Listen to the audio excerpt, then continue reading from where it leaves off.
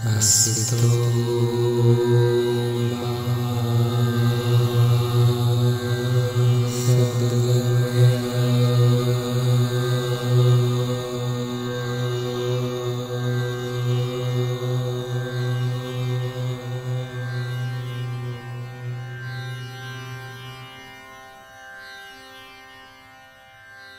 बोधि वार्ता में आप सभी का स्वागत है।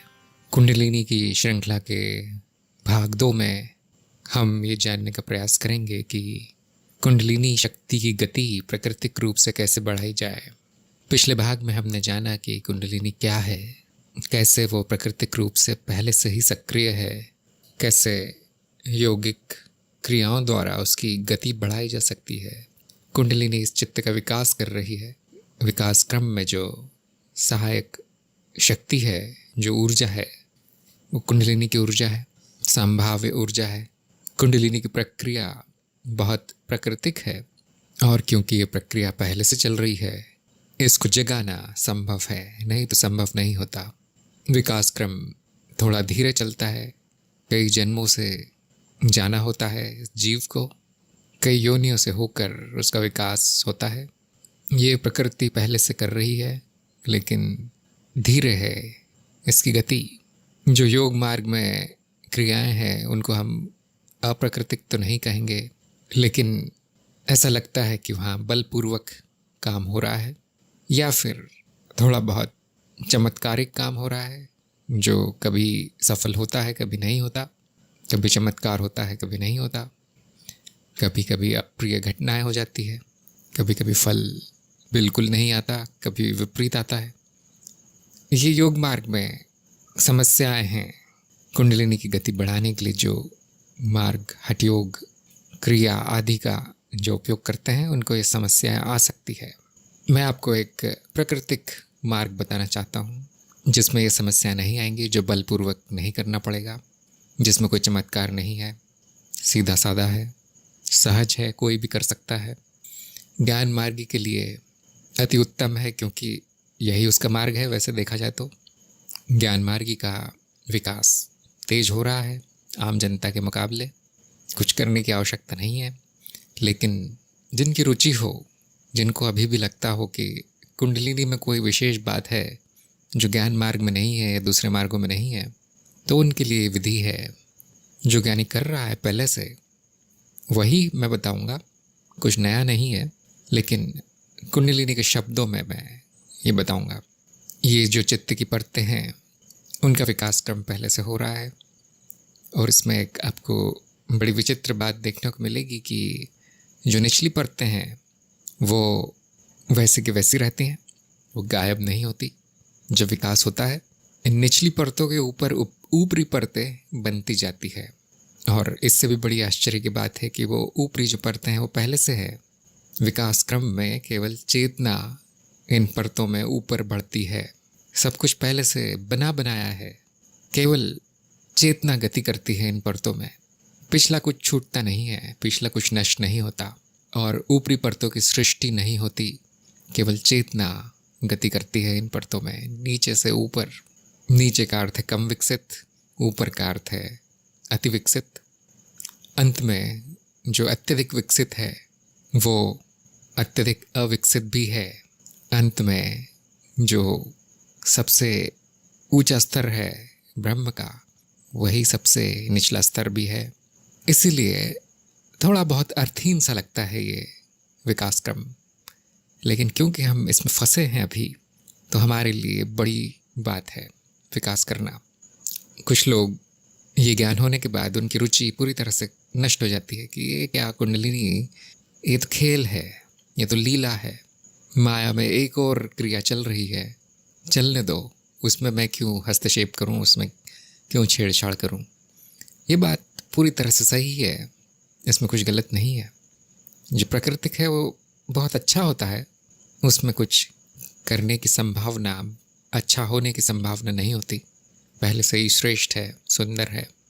फिर भी जिन लोगों की रुचि है, क्योंकि धैर्य नहीं है, तो चाहेंगे कि जल्दी प्रगति हो जाए, जल्दी छुट्टी मिल जाए इस विकास क्रम से, जल्दी विलय हो जाए इस चित्त का, इस कारण शरीर का। स्थिति थोड़ी सी अलग है, जिसके बारे में हम कभी और चर्चा करेंगे। ये कुंडलिनी का विषय है। तो अभी हम यही मानकर चलते हैं कि चित्त का विकास हो रहा है और एक नियमबद्ध तरीके से हो रहा है। अभी तक कितना विकास हो गया है ये इस बात पर निर्भर करता है कि चित्त की परतों में चेतना कहाँ तक पहुँच गई है, कहाँ पर स्थित है।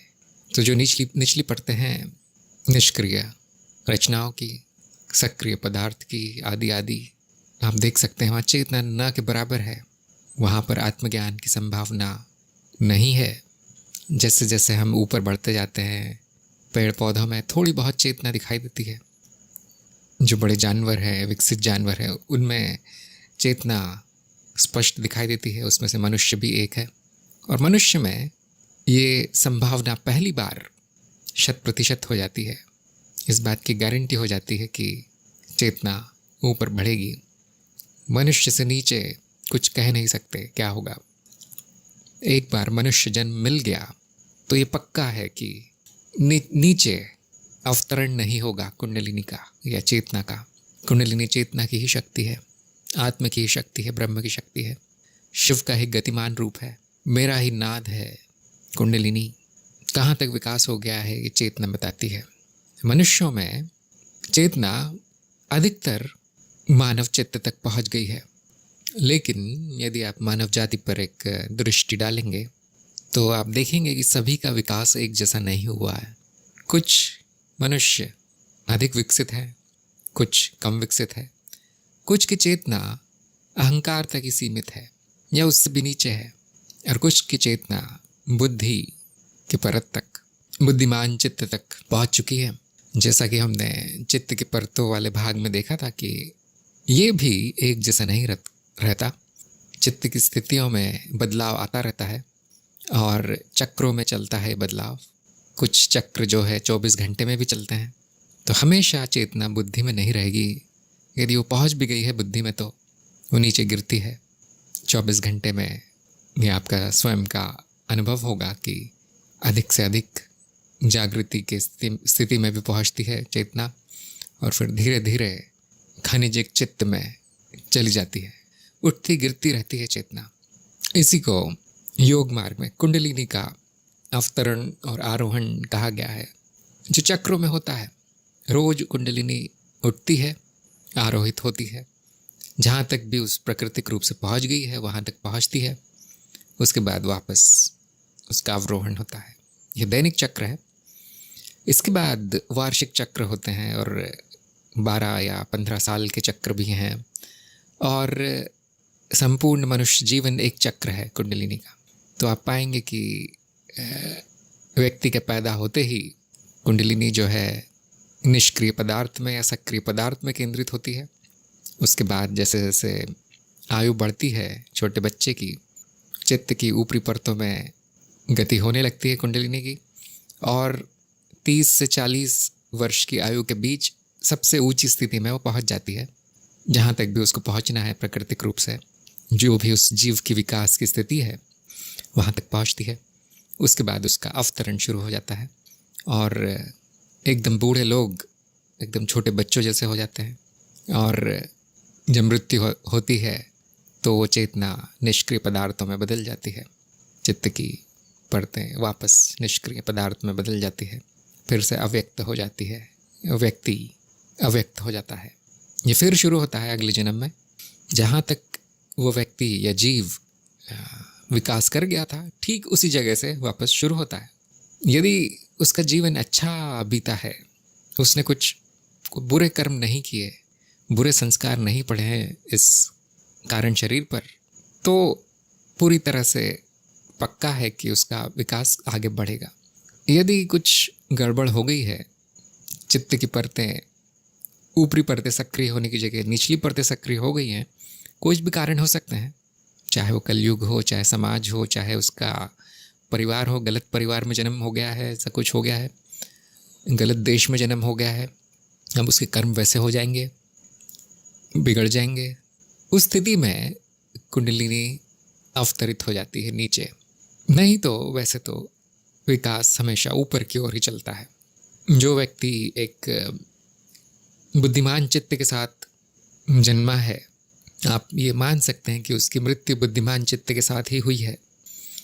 तो ये जो कुंडलिनी का कार्य है कई जन्मों तक चलता है, ऐसा विकास कार्य, ये प्राकृतिक है। अब मेरी चेतना कहाँ तक पहुँच गई है, मेरा विकास कहाँ तक पहुँच गया है, उसकी जानकारी कैसे हो, कौन बताएगा? तो ज्ञान मार्ग पर बहुत आसान है, आपको आत्ममूल्यांकन करना पड़ेगा। योग मार्ग पर गुरु बताता है, गुरु निर्धारित करता है कि आपकी कुंडलिनी की ऊर्जा या फिर चेतना चित्त में किस स्तर तक पहुंच गई है, या योग की भाषा में कहे तो कौन से चक्र तक ऊर्जा पहुंच गई है, कौन सा चक्र सक्रिय हो चुका है। ज्ञान मार्ग में हमें अपेक्षा होती है कि ज्ञानी की बुद्धि बहुत अच्छी होगी और उसकी रुचि भी होगी, उसकी जिज्ञासा होगी, मुमुक्षुत्व होगा उसमें, और वो स्वयं अपना आत्ममूल्यांकन करेगा बिना गुरु के। गुरु बताता है तो बहुत अच्छी बात है, लेकिन यदि गुरु नहीं है या फिर इतना ज्ञानी नहीं है गुरु, उसको केवल क्रियाएं मालूम है, मूल्यांकन कैसे करना है शिष्य का नहीं मालूम, तो ज्ञानी को स्वयं करना चाहिए। इसके लिए मैंने 2 भागों में 2 वीडियो बनाए हैं, आत्ममूल्यांकन कैसे करना है। जो चित्त की परत सक्रिय है आप उसको आत्ममूल्यांकन के द्वारा जान सकते हैं। थोड़ा बहुत आत्मविश्लेषण आपको करना पड़ेगा कि मेरा व्यवहार कैसा है, मेरा चरित्र कैसा है, मेरी वाणी कैसी है, मेरे कार्य कैसे है, मनोरंजन के साधन क्या है, कैसे लोगों के बीच में उठता बैठता हूँ, क्या खाता हूँ, क्या पीता हूँ।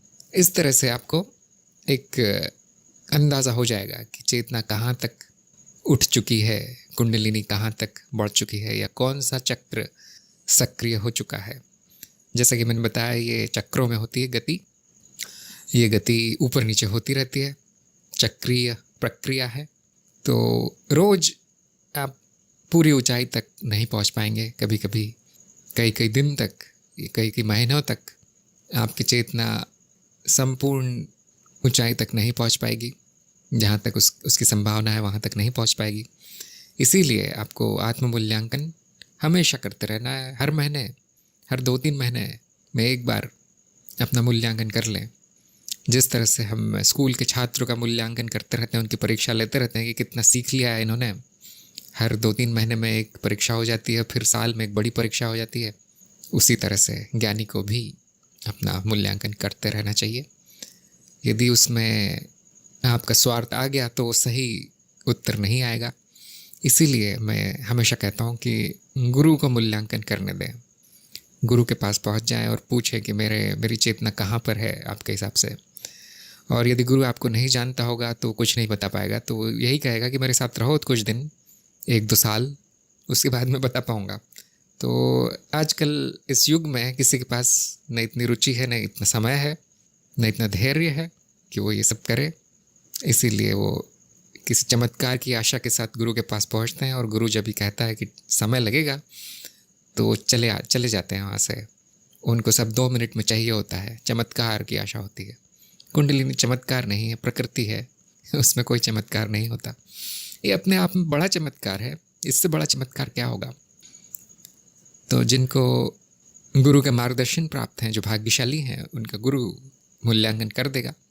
यदि कई सालों से आप गुरु के शरण में हैं तो गुरु जानता है आपकी हर एक प्रक्रिया को बहुत अच्छी तरह जानता है। और कई गुरु इतने विलक्षण हैं कि कई जन्मों की जानकारी रखते हैं आपकी, सभी कर्म उस गुरु को पता चल जाते हैं आपके साथ रहते रहते, क्योंकि चित्त तो एक ही है। जो आगे प्रगति कर गया है वो सबको जानता है, कौन कैसा है सब जानता है। यदि गुरु का मार्गदर्शन नहीं है तो स्वयं आत्ममूल्यांकन करें। मैंने 2 वीडियो बना रखे हैं, बहुत बहुत बहुत महत्वपूर्ण वीडियो है। जो साधक गंभीर है उनके लिए बहुत महत्वपूर्ण है। वो इतना ही महत्वपूर्ण है जितनी कि पाठशाला में परीक्षा है। आप अनुमान लगा सकते हैं कि बिना परीक्षा के शिष्य का क्या हाल होगा। किसी को अंदाज़ा नहीं होगा कि उसकी प्रगति कैसे हो रही है। आपकी आध्यात्मिक प्रगति आप स्वयं निर्धारित कर सकते हैं। इसका निर्धारण आत्ममूल्यांकन के द्वारा होगा। जब आप यहाँ तक पहुँच गए, आपकी चेतना की उच्चतम स्थिति आपको पता चल गई है, भले ही वो बहुत कम समय तक रहती हो, लेकिन आपको उसका ज्ञान हो गया है कि मेरी चेतना अब इस चक्र तक या इस परत तक पहुँच चुकी है, तो आपको अगले चरण में जाना पड़ेगा, जो है आपके चित्त की अगली परत को जाने। उसका ज्ञान प्राप्त करें कि अब इसके ऊपर की परत क्या है, इसके ऊपर की परत क्या करती है, उसके क्या कार्य हैं। जिनके गुरु हैं वो गुरु को देखकर जान सकते हैं कि क्योंकि गुरु ने प्रगति कर ली है, शिष्य से ऊपर है गुरु, तो गुरु को देखकर जान सकते हैं कि अब अगली परत क्या आने वाली है। जिनके गुरु नहीं है उनको स्वयं जानना होगा और इसी के लिए चित्त की परतों का ज्ञान आवश्यक है। वो भी मैंने कई वीडियो में बहुत विस्तार में समझाया है, इसीलिए वो वीडियो पहले आए हैं, कुंडलिनी का वीडियो बाद में आया है। अगर मैं कुंडलिनी से शुरू करता तो किसी को कुछ समझ में नहीं आता, किस चित्त की किस परत की क्या बात कर रहा हूँ मैं, वो आपने देखा ही होगा। यदि नहीं देखा तो फिर आपको यहाँ भी कुछ समझ में नहीं आएगा मैं जो विधि बता रहा हूँ। जब आप अगली परत को जान जाएं जो ठीक ऊपर है उसकी, तो वो क्रियाएं, वो कर्म करना शुरू कर दें। मन, वचन और कर्म से उस परत की प्रकृति को अपना लें। ये बात बड़ी महत्वपूर्ण है। जहाँ पर आपकी चेतना स्थित है, जहाँ जिस चक्र तक आपकी कुंडलिनी पहुँची है, उसके ऊपर वाले चक्र की गतिविधियाँ अपना लें। पूरी चेतना में, पूरे ध्यान में आपको ये कार्य करना है। जानते बूझते आपको अगली परत की जो विशेषताएं हैं ग्रहण करनी है। हाँ, अब ये ज़रा कठिन काम लगेगा आपको, मैंने तो ऐसा पहले कभी नहीं किया, तो यही साधना है फिर आपकी, यही कुंडलिनी की साधना है। ज्ञान मार्ग पर वो विकास तो हो रहा है पहले से, और आत्मज्ञान के द्वारा वो उसकी गति भी तेज हो गई है। यदि आप उससे भी संतुष्ट नहीं हैं तो आप उसको ज़रा धकेल सकते हैं, थोड़ा बलपूर्वक आगे बढ़ा सकते हैं। फिर भी ये काफ़ी प्राकृतिक तरीका है, क्योंकि जो व्यक्ति किसी परत तक पहुंच चुका है, उसके ऊपरी, उसके ठीक ऊपर की परत वही व्यक्ति जान पाएगा। तो ये प्राकृतिक है। यदि आप उसके 2 या 3 चक्र ऊपर या 2 या 3 परत ऊपर को अपनाने का प्रयास करेंगे, भले ही आपको उसका सैद्धांतिक ज्ञान हो गया हो, तो आप नहीं कर पाएंगे। ये कुंडलिनी जो है परत दर परत चलती है, सीधे आप नहीं जा पाएंगे सबसे ऊपर। तो ये शक्तिपात का यहाँ पर एक फ़ायदा होता है कि वो कुंडलिनी को सीधे सहस्रार तक पहुँचा देता है शक्तिपात। जैसा कि मैंने बताया पिछले भाग में, इस तरह का शक्तिपात आजकल शायद ही मिलता है। सिर्फ आपके मूलाधार या स्वादिष्ठान तक कुंडलिनी को सक्रिय कर दिया जाता है, उसके बाद वो स्वयं चलती है, वो ऊर्जा स्वयं चलती है शक्तिपात की शक्ति से। ज्ञान मार्ग में शक्तिपात नहीं है, लेकिन संकल्प शक्ति है। यदि आपकी संकल्प शक्ति बहुत तीव्र है तो आप ये परत जल्दी लांघ पाएंगे, बहुत जल्दी वहाँ तक आपकी पहुँच हो जाएगी। शक्तिपात किसी और का संकल्प है, गुरु क्षेत्र का संकल्प है। वही काम आप स्वयं भी कर सकते हैं, स्वयं का संकल्प बनाकर। यदि संकल्प बलशाली है तो शक्तिपात की तरह ही है। ध्यान रखें, ये बातें आपको कोई नहीं बताएगा। कलयुग में ये बातें लुप्त हो चुकी हैं। केवल वो साधक जो कुंडली मार्ग और ज्ञान मार्ग दोनों पर चल चुके हैं वही ये जानते हैं, और कोई नहीं। आप ये कह सकते हैं कि ये ज्ञान इंटरनेट पर पहली बार दिया जा रहा है इस पृथ्वी पर। आपको ये कोई नहीं बताएगा कि स्वयं शक्तिपात कैसे लें, स्वयं के संकल्प के द्वारा। यदि आप अगली परत को जान गए हैं, जो कि झलक आपको मिल जाएगी यदि उसका ज्ञान हो गया है, तो संकल्प के बल पर आप उस परत तक पहुंच सकते हैं। आपकी चेतना को खींच कर ले जा सकते हैं उस परत तक। उस परत को जानना है, मानसिक रूप से, वचनों से और कर्म से उस परत की गतिविधियों को अपना लेना है। यहाँ पर आपको बल प्रयोग करना पड़ेगा, अपना आत्मबल प्रयोग करना पड़ेगा, क्योंकि चित्त तो नीचे फिसलेगा। वो तो जहाँ तक पहुँच गया है प्राकृतिक रूप से वहाँ रहना चाहता है, वो ऊपर की गतिविधियाँ नहीं करना चाहता, और आपको बार बार जो है उसको ऊपर पहुँचाना पड़ेगा। निचली गतिविधियाँ तो होती रहेंगी, जैसा कि मैंने कहा, वो नष्ट नहीं होता कुछ नीचे का, लेकिन ऊपरी परतें चेतना में आने लगती है, तो उनको चेतना के प्रकाश में लाने के लिए आपको थोड़ा बहुत प्रयास करना पड़ेगा। थोड़ा बहुत क्यों, काफ़ी प्रयास करना पड़ेगा। कुंडलिनी मार्ग प्रयास का मार्ग है। ज्ञान मार्ग में कोई प्रयास नहीं होता, लेकिन कुंडलिनी के मार्ग में प्रयास होता है।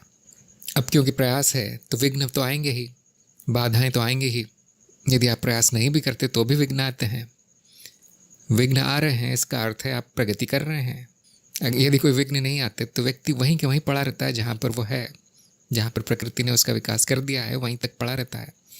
चित्त की उसी परत तक चेतना पड़ी रहती है, क्योंकि विघ्न या ग्रंथियाँ, जिनको कि योग मार्ग में ग्रंथि भी कहा जाता है, गठान, उसको आगे नहीं बढ़ने देती उस जीव को। ये विघ्न है। और यदि आप इस तरह का प्रयास करेंगे कुंडलिनी को आगे बढ़ाने का, तो आपको विघ्नों का सामना करना पड़ेगा। आपको विघ्नों का भी ज्ञान हो जाएगा कि ये विघ्न मेरे रास्ते में है, और विघ्न ही आपका रास्ता है। यदि आप प्रगति नहीं कर रहे होते तो विघ्न ही नहीं आते आपके रास्ते में। इस बात का ध्यान रखें। तो जब विघ्न आता है, जब पीड़ा दुख आता है, ऐसे साधक को भाग्यशाली समझा जाता है। और कुंडलिनी मार्ग पर बड़े बड़े विघ्न आते हैं, क्योंकि बलपूर्वक हो रहा है, प्रयास हो रहा है, तो घबराने की आवश्यकता नहीं है। जितना यथाशक्ति उन विघ्नों को दूर करने का प्रयास करें। आप स्वयं जान जाएंगे क्या विघ्न है, क्योंकि चेतना थोड़ी सी झलक दिखलाएगी आपको अगली परत की, और आपको ये भी ज्ञान हो जाएगा कि मैं क्यों नहीं पहुंच पा रहा, मेरी चेतना क्यों नहीं पहुंच पा रही अगली परत तक, ये भी ज्ञान हो जाएगा। ये अनुभव सही होता है। मैं आपको शब्दों में कितना भी बताऊं शायद ही समझ में आएगा, लेकिन इन बातों को स्मृति में अंकित कर लें, गांठ बांध के रख लें ये बातें, क्योंकि जब अनुभव होगा तब आपको ये बात काम आएगी जो मैंने अभी बताई। विघ्नों को देखना ही विघ्नों से मुक्ति का उपाय है। यदि आप विघ्न को देख भी नहीं सकते तो बड़ा कठिन है। मैंने विघ्नों के ऊपर भी 1 या 2 वीडियो बनाए हैं, और विघ्नों को दूर करने के उपाय एक पूरी श्रृंखला बनाई है, अंतर्शुद्धि की श्रृंखला। यदि आप अंतर्शुद्धि कर रहे हैं तो ये विघ्न नष्ट हो जाएंगे आपके मार्ग से। तो विघ्नों को अंतर्शुद्धि के द्वारा दूर करें। विघ्नों की पहचान जो मैंने विघ्नों के भागों में बताई है, विघ्न के ऊपर जब मैंने वार्ता की थी, चर्चा की थी, उसके किस तरह के विघ्न होते हैं, उनके क्या कारण होते हैं, उनको दूर करने क्या उपाय हैं, ये सब मैंने बड़े विस्तार में बताया है। विघ्न तो आएंगे ही, और आपको जो प्राकृतिक है उससे अधिक थोड़ा बहुत प्रयास करके उनको हटाना पड़ेगा यदि आप कुंडलिनी का मार्ग अपनाना चाहते हैं। तो अब मैं कुछ उदाहरण दूंगा आपको। मान लीजिए आपकी चेतना स्तनपायी चित्त की परत तक ही सीमित है, यानी कि ऐसा व्यक्ति केवल उत्तरजीविता में लिप्त है। खाना पीना, प्रजनन, सोना, मलमूत्र का त्याग और जाति वृत्ति, नीच भावनाएं, अहंकार, सामाजिक प्रतिष्ठा, सामाजिक बल, बस इतना ही वो व्यक्ति करता है, जो कि योग मार्ग में मूलाधार का सक्रिय होना कहेंगे। ये मूलाधार की सक्रियता ये सब करवाती है व्यक्ति को। तो हम कहते हैं कि उसकी कुंडलिनी मूलाधार में है। और कुछ लोग तो ये भी कहेंगे कि जागृत ही नहीं है उसकी कुंडलिनी। उसका स्थान मूलाधार पर बताया जाएगा आपको कि पैरों के बीच में कुंडलिनी बैठी है, और बस उसका मुंह थोड़ा सा ऊपर है, यानी कि प्राकृतिक रूप से वो चला रही है उस जीव को, लेकिन आगे नहीं बढ़ रही। तो आपका यदि ऐसे व्यक्ति का आत्ममूल्यांकन ये कहता है कि मैं तो इस मूलाधार पर ही अटका हूँ, जो कि पशुओं में भी होता है, पशुवृत्ति इसी को कहते हैं। कुछ और नहीं हो रहा जीवन में, जो पशु करते हैं वही हो रहा है। तो आपका मूल्यांकन यही कहेगा कि मैं एक निचली परत पर हूँ अभी। अब यदि थोड़ी बहुत बुद्धि है या गुरु का मार्गदर्शन है तो आपको अगली परत का ज्ञान हो जाएगा, यदि आप इस मार्ग पर आ गए हैं तो। वैसे तो ऐसा बहुत कम होता है, क्योंकि ये इतना साफ नहीं होता कि चेतना एक ही परत तक सीमित रहेगी, थोड़ी बहुत ऊपर नीचे होती रहती है। तो इसलिए संभावना तो होती है, सभी में संभावना होती है कि वो अगली परत को देख लें, या दूसरों में, दूसरे लोगों में, दूसरे साधकों में, अपने गुरु में वो अगली परत को देख लें। तो स्तनपायी चित्त के ऊपर जो अगली परत है वो मानव चित्त की है, और इसकी क्रियाएं हैं सामाजिक बुद्धि, सामाजिक योग्यताएं, भावेंद्रियां, रचनात्मक बुद्धि, योग्यताएं, कलाएं, ये मानव चित्त की विशेषताएं हैं। कई मानव इस परत तक पहुंच गए, उनकी चेतना यहाँ पर स्थिर हो गई है, जिनका विस्तार में विवरण मैंने आपको दिया है, चित्त की परतें, इस शीर्षक से इस वीडियो में। इसलिए मैंने कहा कि जिन्होंने वो सब नहीं देखा है, ज्ञान मार्ग के आधारभूत सिद्धांत की श्रृंखला नहीं देखी है, उनको यहाँ पर नहीं समझ में आएगा, कृपया देख लें। तो ऐसे व्यक्ति को थोड़ा बहुत समझ में आने लगेगा जैसा कि आप देख सकते हैं कि मानव चित्त में उप स्तर हैं, छोटी परतें हैं, जो मैंने करीब 5 छोटी परतें बताई है मानव चित्त में, जिनको कुंडलिनी की भाषा में लघु चक्र कहा जाएगा। जो छोटे चक्र हैं उनके भी स्थान है शरीर में, और बड़े चक्र हैं उनके भी स्थान है शरीर में और स्नायु तंत्र में। तो आपको अगले लघु चक्र का ज्ञान हो जाएगा, जिसे आप में सामाजिक और जातीय संस्कार तो पहले से हैं, क्योंकि वहाँ तक विकास हो चुका है। अब सामाजिक बुद्धि और सामाजिक योग्यताएं भी थोड़ी बहुत दिखने लगेगी आपको। ये आपको ऐसे व्यक्ति पहचान में आ जाएंगे कि देखो इस व्यक्ति की सामाजिक बुद्धि मुझसे अधिक है, या फिर गुरु का मार्गदर्शन है तो गुरु आपको स्वयं बताएगा कि देखो इस तरह की बुद्धि सामाजिक बुद्धि होती है जो कि तुम में नहीं है। तो जैसे ही आपको इस लघु चक्र के बारे में पता चले ये, या फिर संपूर्ण मानव चित्त के बारे में ज्ञान हो जाए, तो वो क्रियाएं आरंभ कर दें करना संपूर्ण चेतना के साथ, जानबूझकर, थोड़े प्रयास के साथ, संकल्प शक्ति के साथ ऐसे कर्म शुरू कर दें जो कि सामाजिक बुद्धि दिखाते हैं, सामाजिक योग्यताएं सीखना शुरू कर दें, अपनी भावनाओं को देखना और उन पर नियंत्रण करना शुरू कर दें, क्योंकि भावेंद्रियां जो है इस परत में पाई जाती है मानव चित्त की। एक मानव चित्त है जो कि अपनी भावनाओं को देख भी सकता है और उनको नियंत्रित भी कर सकता है। उसके नीचे ना वो देख सकता है, ना नियंत्रण होता है। जो भावना कहती है वही चलता है, जिसको कि मैंने भाव प्रेरण संस्कार कहा है। इन्हीं संस्कारों से वो व्यक्ति है, वो जीव चलता है मशीन की तरह। मानव चित्त में पहली बार नियंत्रण आता है उसका। तो यदि आप नियंत्रण करना शुरू कर दें अपनी भावनाओं पर, तो सक्रिय होने लगेगा वो लघु चक्र या वो परत। उसके बाद रचनात्मक बुद्धि और योग्यताओं का विकास शुरू कर दें। मानव में ये गुण होता है कि रचनात्मक होता है मानव, उसमें कई तरह की योग्यताएं होती है।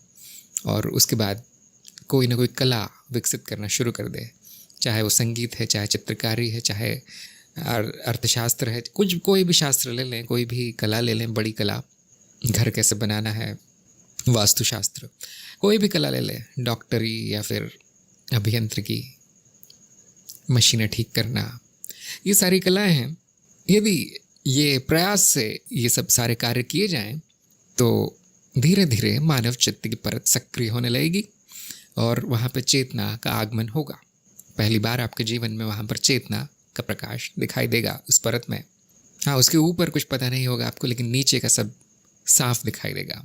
जब आप यहाँ तक पहुँच जाएं तो आप जान सकते हैं कि आपने 1 या 2 चक्र लांघ लिए हैं, और ये कुछ वर्षों में संभव है। कभी कभी कुछ विलक्षण साधक होते हैं, कुछ महीनों में भी कर लेते हैं। अब कुछ लोग कहेंगे ये सारी योग्यताएं विकसित करने में, कलाएं विकसित करने में तो सारा जीवन निकल जाएगा। तो इसमें हम एक शॉर्टकट लेते हैं कि बहुत नहीं करते, अत्यधिक करने की आवश्यकता नहीं है।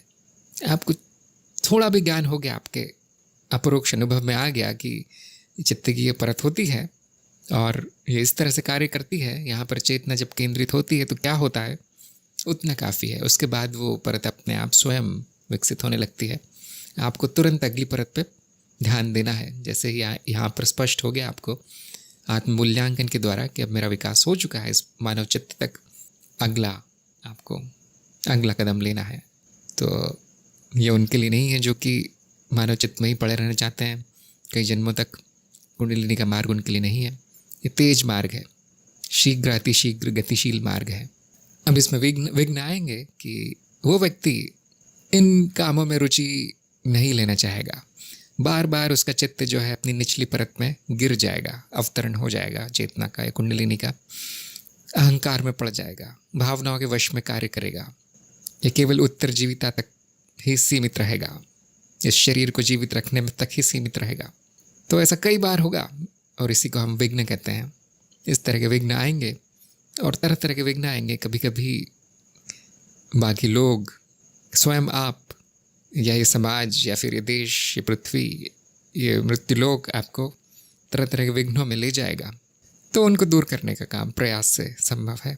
वैसे तो वो दूर हो ही जाएंगे कभी ना कभी प्राकृतिक रूप से, लेकिन प्रयास से संभव है उनको दूर करना। यदि गुरु है तो वो पहले से ही बताएगा कि देखो तुम्हारा अहंकार बहुत शक्तिशाली है, वो तुम्हें नीचे गिराएगा। तो ऐसा व्यक्ति थोड़ा सा सतर्क रह सकता है, सचेत रह सकता है। जब वो विघ्न आए तो उसको लांघ सकता है, अहंकार पर जीत हासिल कर सकता है। इस तरह से कुछ ही वर्षों में एक चक्र लांघ सकता है।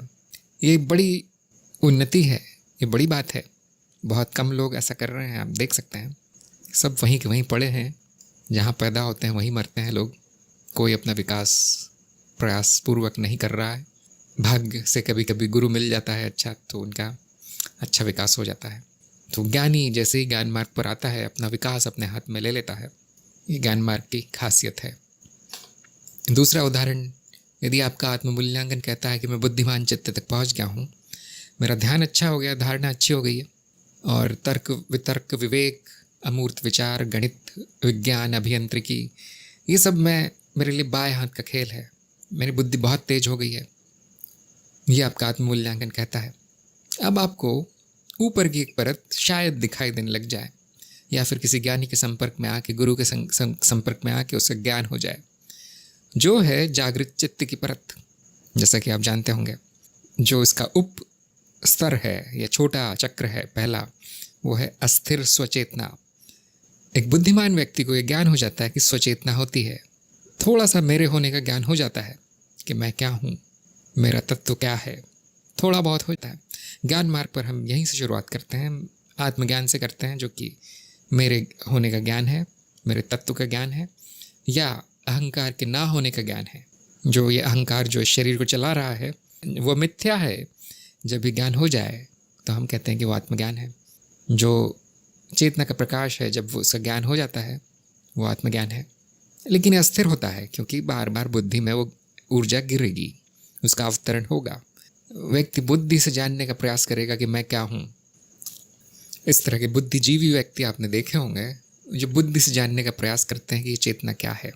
ये किताब पढ़ेंगे, वो किताब पढ़ेंगे, ये शास्त्र पढ़ेंगे, वो शास्त्र पढ़ेंगे, कुछ समझ में नहीं आएगा तो उसको अंधविश्वास मान लेंगे। यही कहेंगे तो ये गुरु कुछ ना कुछ बोलते रहते हैं, लेकिन मैंने तो कभी ऐसा अनुभव नहीं किया। ये चेतना तो मेरे शरीर द्वारा बनाई है, ये तो मस्तिष्क का कार्य है चेतना, ऐसा सोचकर उसको वो मार्ग त्याग देंगे, विकास का मार्ग। इसका अर्थ ये कुंडलिनी वहाँ फंस गई है, बुद्धि की परत पे जो विशुद्धि का चक्र है वहाँ पर फंस गई है। विशुद्धि में ग्रंथि है, विशुद्धि में अड़चन आ गई है। तो जैसे ही भाग्य से ही होगा कि आपको जागृत चित्त का ज्ञान होगा, या तो आप ज्ञान मार्ग पर हैं तो बहुत जल्दी ज्ञान होगा, कोई ना कोई बताएगा आपको, किसी न किसी पुस्तक में मिलेगा। और यदि आपको अस्थिर चेतना तक भी आप पहुंच गए हैं तो उसको स्थिर करने का प्रयास करें। चेतना के प्रयोगों द्वारा जो मैंने बताए हैं 3 भागों में, स्थिर करने का प्रयास करें। 24 घंटे आपकी चेतना स्थिर होनी चाहिए, तब आप कह सकते हैं कि अब जागृत चित्त की परत तक ऊर्जा पहुंच गई है, चेतना पहुंच गई है, कुंडलिनी अब आज्ञा तक पहुंच गई है। विशुद्धि को लांघ कर, या फिर उसके भी नीचे के जो 2-3 चक्र होते हैं, छोटे चक्रों तक, लघु चक्रों तक पहुंच गई है। यहाँ पर भी विघ्न आएंगे, आपकी स्वयं की बुद्धि विघ्न बन जाएगी, आपका स्वयं का तर्क विचार विवेक ये विघ्न बन जाएंगे। तो उनको लांघना है। उनको लांघना कैसे है? अपरोक्ष अनुभव के द्वारा। किताबी ज्ञान को त्यागना है। किताबी ज्ञान आध्यात्म में किसी काम का नहीं होता, उससे आपके ऊपर प्रगति संभव नहीं है। बुद्धि के ऊपर जाना है, आपको बुद्ध होना है।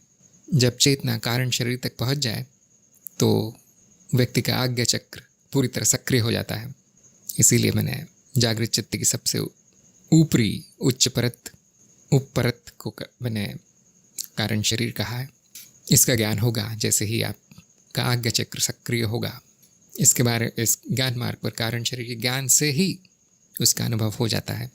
और यदि आपकी चेतना वहाँ पर आप स्थिर रख पाएँ तो कुंडलिनी वहाँ तक आरोहण कर जाती है।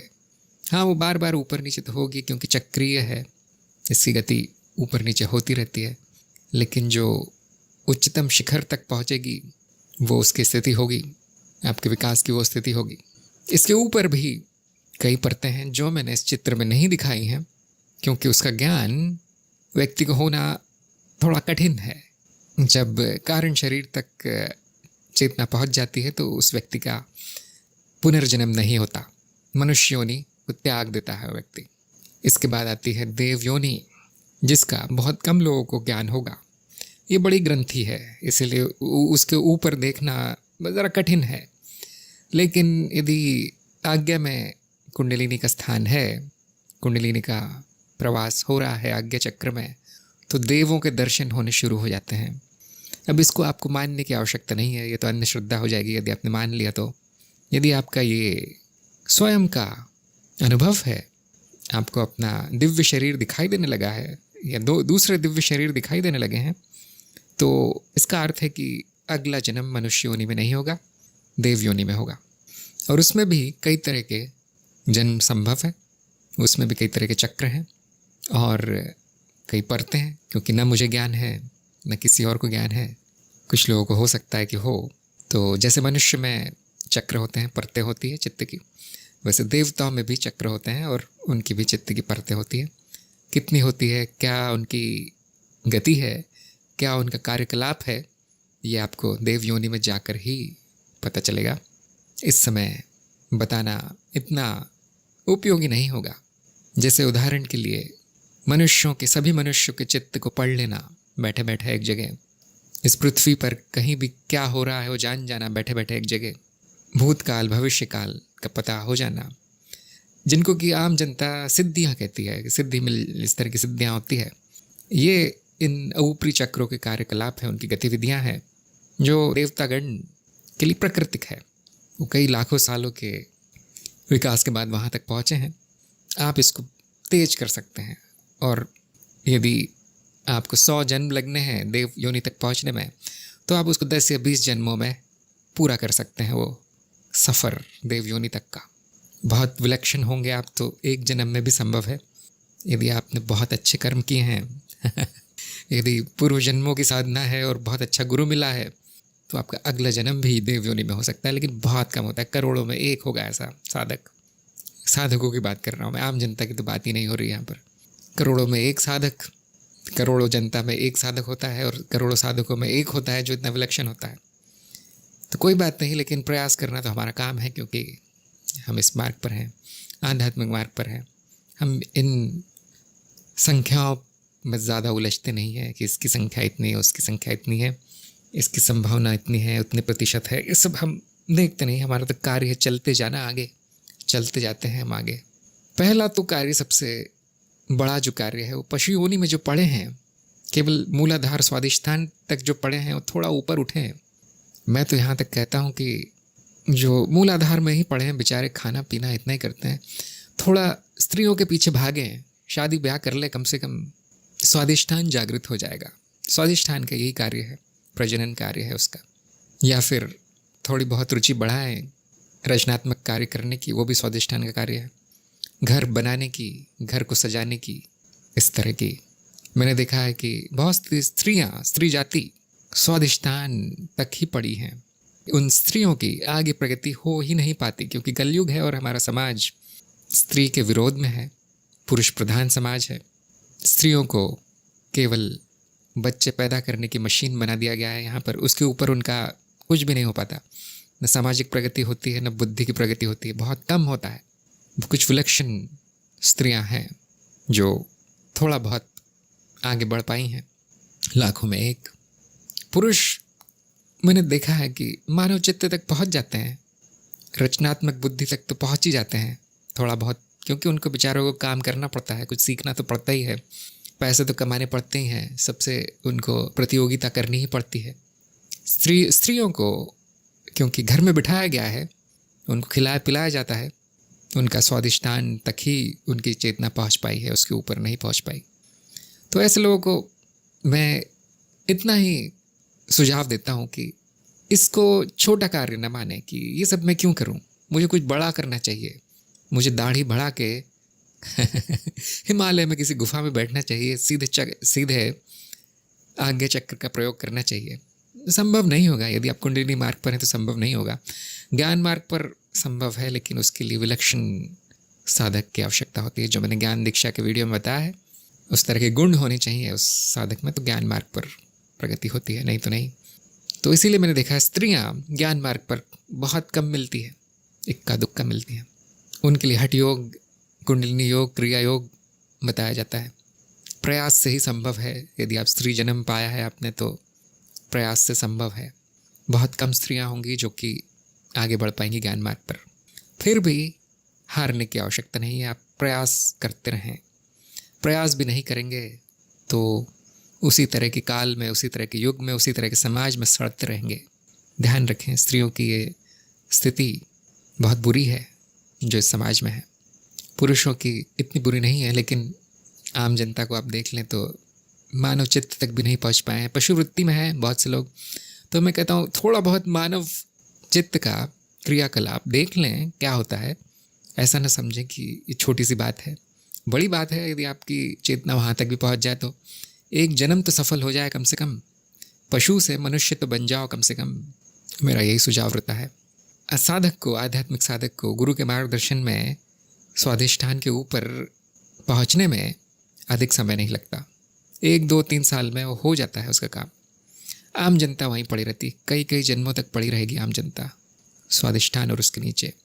कुछ लोग मणिपुर तक पहुंच जाते हैं, लेकिन फिर वो पैसे के फेर में, या फिर सामाजिक प्रतिष्ठा के फेर में, नेताओं के चक्कर में, या फिर हिंसा में, मारने काटने में, जाति वृत्ति में पड़ जाते हैं, क्योंकि ये कर्म अच्छे कर्म नहीं माने जाते। इससे कुंडलिनी का अवतरण शुरू हो जाता है। यहाँ तक तो प्रकृति ने पहुँचा दिया आपको, अब आपके ऊपर है। देखें, मनुष्य योनि में हमारे पास नियंत्रण आ जाता है। प्रकृति के कार्य थोड़ा कम होने लगता है। प्रकृति कहती है जाओ खुद कर लो, मैंने यहाँ तक पहुँचा दिया है। पेड़ पौधों, जानवरों और पक्षियों से आप ऊपर पहुँच गए हैं। ये प्रकृति की कृपा है, कुंडलिनी की कृपा है कि हम बिना कुछ किए मनुष्य योनि में पहुँच गए हैं।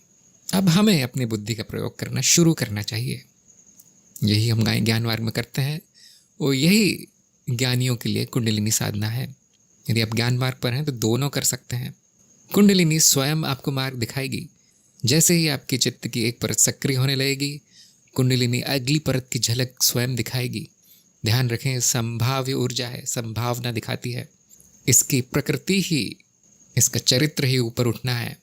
आपको थोड़ी बहुत सहायता देनी है, उसको थोड़ा बहुत उठाना है, थोड़ा प्रयास के साथ, और आपको वो ऊर्जा स्वयं, वो देवी, कुंडलिनी शक्ति, महादेवी आपको स्वयं दिखाएगी कि अगला चरण क्या है, अगला पड़ाव क्या है आपके आध्यात्मिक जीवन में, आपके आध्यात्मिक मार्ग में। यह आपका स्वयं का अनुभव होगा जैसे ही आप चलने लगेंगे इस मार्ग पर। तो और एक बात बड़ी महत्वपूर्ण है कि यदि आपकी रुचि इसमें है तो गुरु का मार्गदर्शन अवश्य लें। ये न समझें कि मैं तो सब जान गया हूँ, मैं तो सब चित्त की परतों को जान गया हूँ, गतिविधियों को जान गया हूँ, उसके जो काल चक्र है उसको भी जान गया हूँ, अब तो मैं सब कुछ स्वयं कर लूँगा। तो ऐसा ना सोचें, अभी भी समय है, गुरु के पास पहुँच जाएं। बहुत बार बोलता हूँ मैं, कम से कम एक साधक को गुरु की शरण में पहुँच जाना चाहिए। हाँ, इस बात का ज़रूर ध्यान रखें कि गुरु का विकास आपके ऊपर होना चाहिए। अब यहाँ पर फिर से आत्ममूल्यांकन आ जाता है। सब लोग कहेंगे कि ये क्या बार बार प्रवचन देना शुरू कर देता है आत्ममूल्यांकन के बारे में, लेकिन बड़ा महत्वपूर्ण है भैया आत्ममूल्यांकन, इसलिए बार बार मुँह से निकल ही जाता है। यदि आप आत्ममूल्यांकन करते हैं और आप देखते हैं कि जो आपका गुरु है वो आपके थोड़ा आसपास ही आता है, अधिक प्रगति नहीं हुई उस गुरु की, तो अधिक प्रगति जिसकी हुई है उसको ढूंढने। आपका जीवन ना आध्यात्म के लिए समर्पित है, तो फिर छोटे मोटे काम क्यों करना। गुरु की तलाश बड़ा कार्य है। सभी गुरु साधक ही हैं, बस आपसे थोड़े से ऊपर निकल गए हैं। छोटा मोटा गुरु आपने ढूंढ लिया और अब उसको पता नहीं है कि आपको ऊपर कैसे पहुंचाना है, देव योनि में या मुक्त चित्त महाचित्त तक कैसे पहुंचाना है। तो आपको गुरु बदलना चाहिए। जो अति विकसित गुरु है उसका मार्गदर्शन लें। यदि वो बहुत अधिक विकसित भी है तो भी किसी काम का नहीं है। जैसे आप किसी देवता से टकरा जाते हैं भाग्यवश, अब और आप मानव चित्त में कहीं पड़े हैं, बुद्धि में कहीं पड़े हैं, तो वो बेचारा देवता कुछ कर नहीं पाएगा अधिक, क्योंकि वो बहुत अधिक विकसित हो चुका है। किसी अच्छे कर्म की वजह से आपकी मुलाकात हो गई है उससे, लेकिन कुछ ना कुछ तो फ़ायदा होगा, लेकिन इतना भी नहीं होगा। तो 2-3 चरण ऊपर जो है गुरु, वो सबसे अधिक आपको सहायता कर सकता है। गुरु का मार्गदर्शन लें। तो इस भाग में मैं इतना ही कहना चाहूँगा। अगले भाग में मैं आपको ये बताऊँगा कि जैसे आपकी शक्ति ऊपर चलना शुरू हो जाती है, शक्ति चलन शुरू हो जाता है, तो उसके क्या प्रभाव पड़ते हैं चित्त पर, उसके क्या प्रभाव पड़ते हैं शरीर पर, उसके लक्षण क्या होते हैं, उन प्रभावों को कम पीड़ादायी कैसे बनाया जाए। आपका जीवन बदलने लगेगा, ये मार्ग कठिन होने लगेगा। ये कोई फूलों से भरा हुआ मार्ग नहीं है, कांटे बिखरे हैं इस मार्ग पर, तपस्या है।